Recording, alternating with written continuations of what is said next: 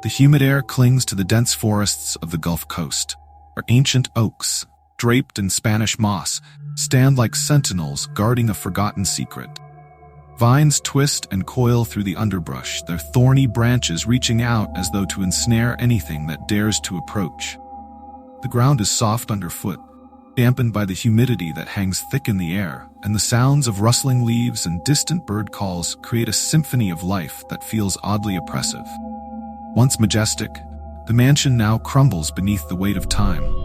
Weathered stone facade cracked, windows shattered, reflecting the orange glow of the setting sun.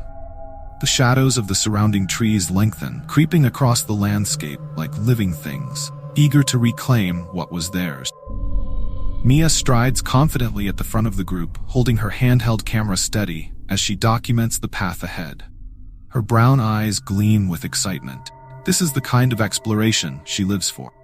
The thrill of the unknown, the allure of unraveling forgotten histories, fuels her in ways nothing else can. Dressed in a weathered leather jacket and hiking boots, she is every bit the adventurer, unbothered by the eerie atmosphere that seems to weigh on the others. This will make killer footage for their Halloween special, she thinks, adjusting her backpack and glancing back at her friends. Behind her, Jake grins broadly, the playful bounce in his step betraying his own excitement. His voice, full of mischief, breaks the thick silence. This is going to be epic. He nudges Mia with his elbow, trying to pull her into his light-hearted mood. Jake's mop of blonde hair catches the fading light as he cracks another joke about turning the mansion into the perfect Halloween party venue. But there's an edge to his voice, faint tremor that betrays his unease. Trailing a little behind is Sophie, her every step hesitant, as if the oppressive silence of the forest is physically weighing her down. She clutches her jacket tightly around herself, as though it can shield her from the creeping sense of dread gnawing at her insides. Her wide eyes constantly scan the path ahead, every snap of a twig or rustle of leaves making her flinch. She's always been the sensitive one, and today it feels like the forest is alive, watching them, waiting. Feeling of unseen eyes never leaves her, and she wonders if the others sense it too. Mark, on the other hand, is in his element. The botanist of the group, he stops frequently to examine the thick vines and strange plants that have overrun the estate. His dark hair is tied back in a ponytail, and his hands are perpetually reaching for a leaf, a stem, a root, his excitement palpable. Incredible, he mutters under his breath, kneeling to inspect a fern pushing up through the overgrown path. To him, this place is less about decay, and more about the triumph of nature, reclaiming what was once hers. He marvels at how the flora have taken over, thriving in the ruins of the once manicured estate. Finally, Emma brings up the rear, glancing at her watch every few minutes, her petite figure moving quickly to keep pace with the others. She's the practical one, always thinking ahead, always calculating. "We're losing light," she murmurs to herself, her mind already turning to logistics. The creeping unease weighs on her too, but she refuses to show it. Her practicality is both a comfort and a shield, keeping her focused on the tasks at hand. She knows they'll need to leave soon if they want to get out before dark. As they approach the mansion, the door, once grand, now hanging precariously on rusted hinges. A slow, eerie creak echoes through the still air as the door sways in the faint breeze. Moss and ivy strangle the cracked stone walls, and the windows gape like empty eyes watching the group approach. "Creepy," Jake says with a laugh that feels a little forced. "Perfect place for a party." Mia, ever the adventurer, keeps the camera trained on the mansion. It's got atmosphere, I'll give it that. Her voice carries a mix of excitement and caution.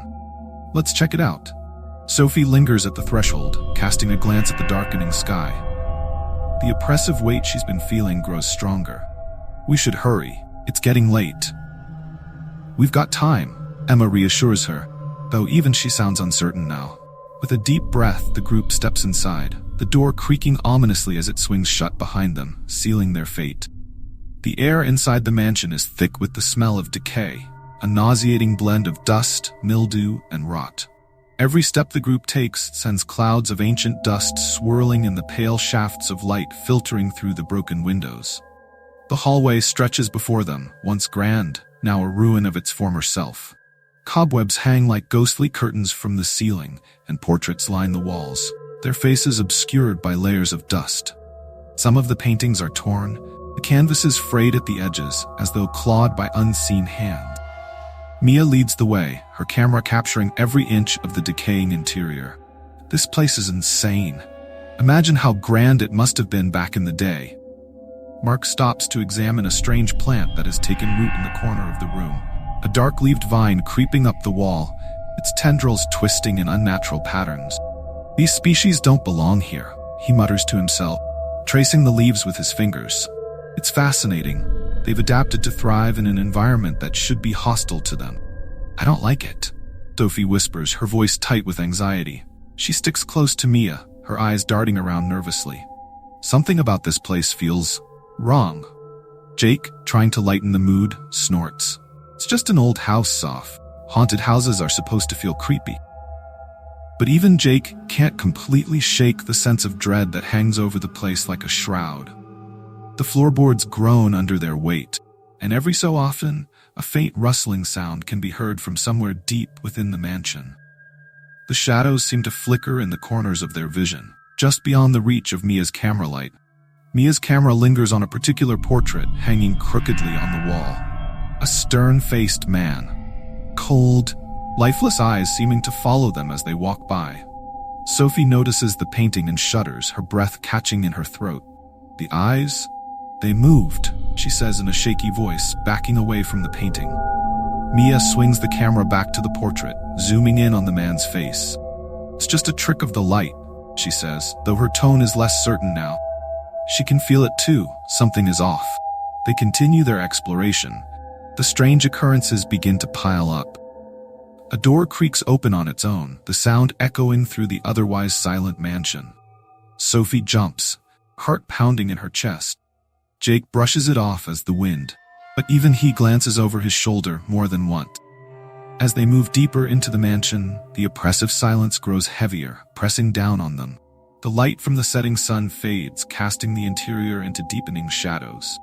The air grows colder, and their footsteps seem to echo louder than they should, as though the house is amplifying their presence.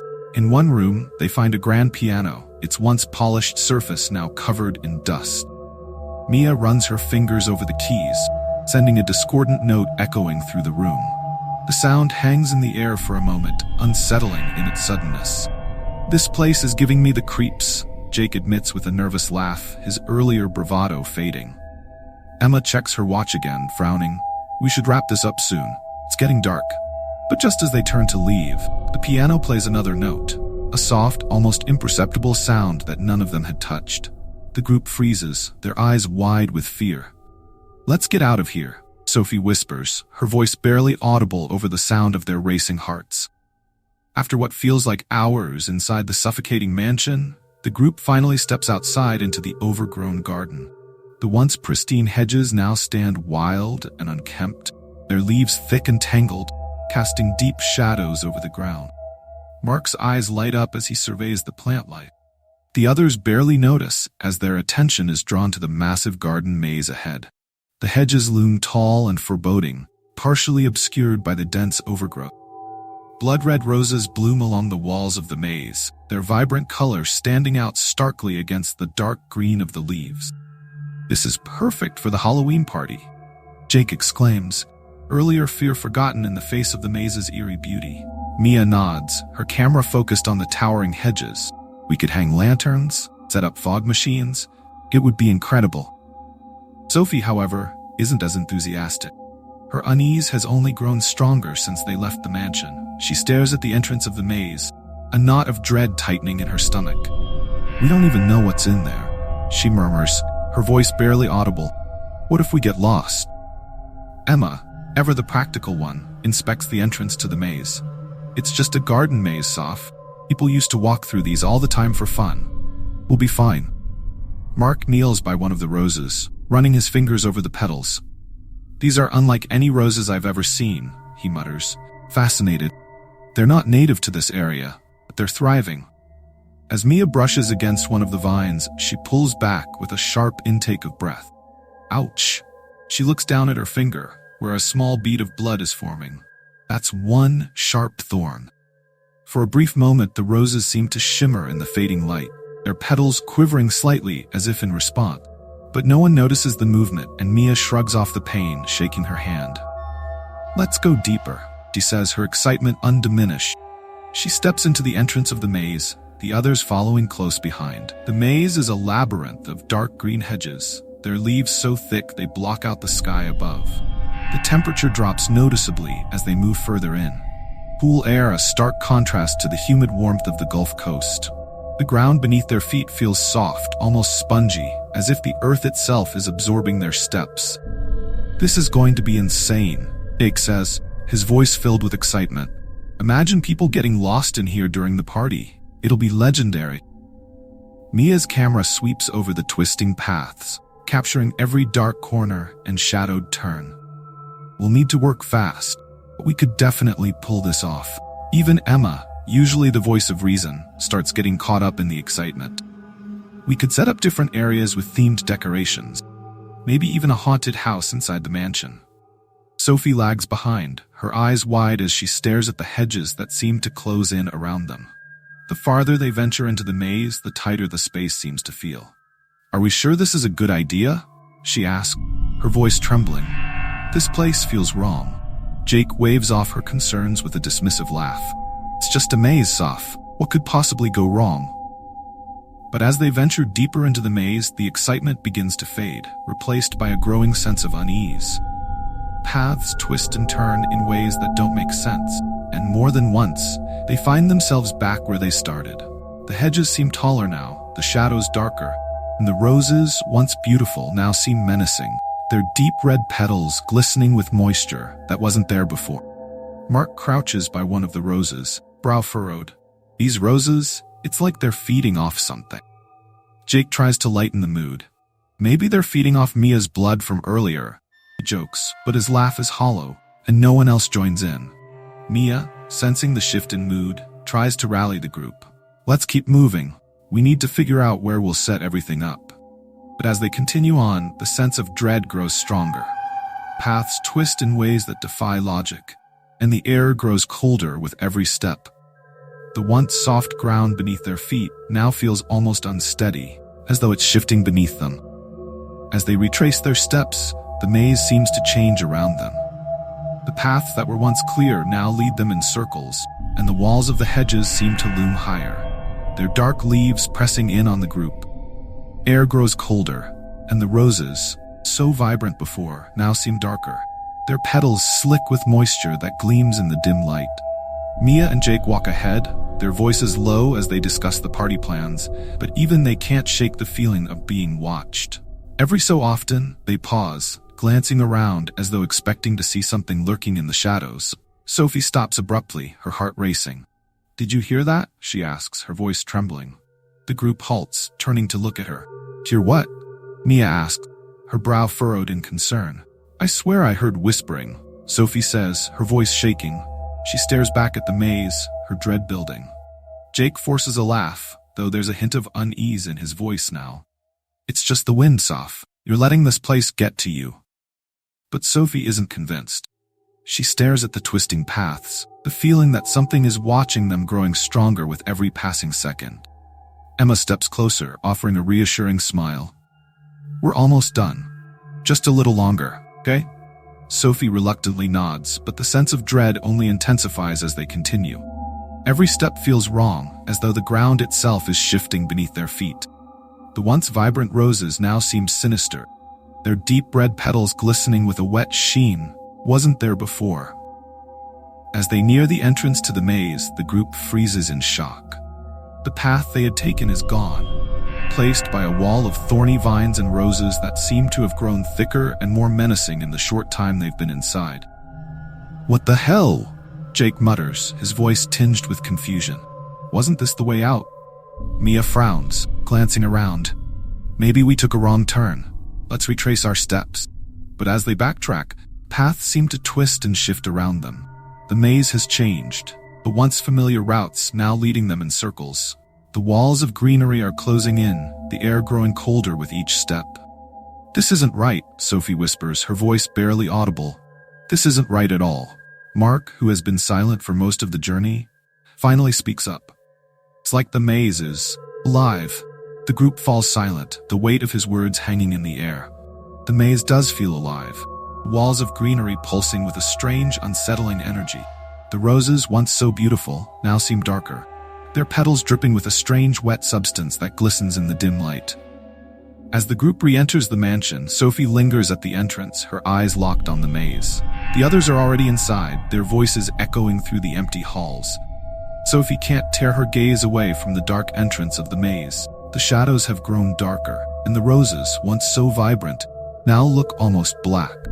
As she stares, she sees something. A shadow, figure, something moving deep within the maze. Her breath catches in her throat, her body frozen with fear. Figure moves slowly, deliberately, as if it knows she's watching. It's indistinct, a dark shape that blends into the shadows, but there's something menacing about it, something that sends a chill down her spine. Sophie, come on. Mia's voice breaks through the fog of fear, pulling Sophie back to reality. She blinks, and the figure is gone. She takes a shaky breath, her heart pounding in her chest as she stumbles back into the mansion. The door slamming shut behind her with a loud echoing thud. The sound of Sophie's uncertain whisper lingering in the air. Did anyone else see that?